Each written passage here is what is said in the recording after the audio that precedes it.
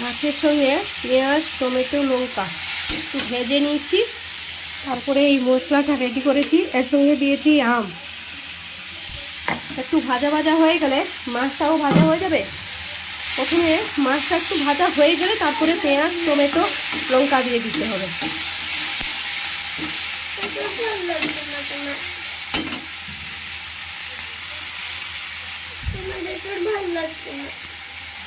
এবারে দিয়ে দেবো মশলা, তার সঙ্গে আমও আছে।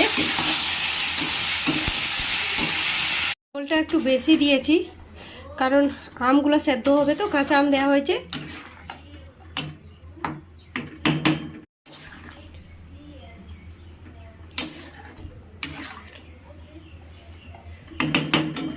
নামানোর সময় একটু খালি তেল দিয়ে দিয়েছি, তা হয়ে গেছে। আর আমগুলোকে না একটু ভেঙে দিয়েছি, যা টেস্ট হয় খেতে।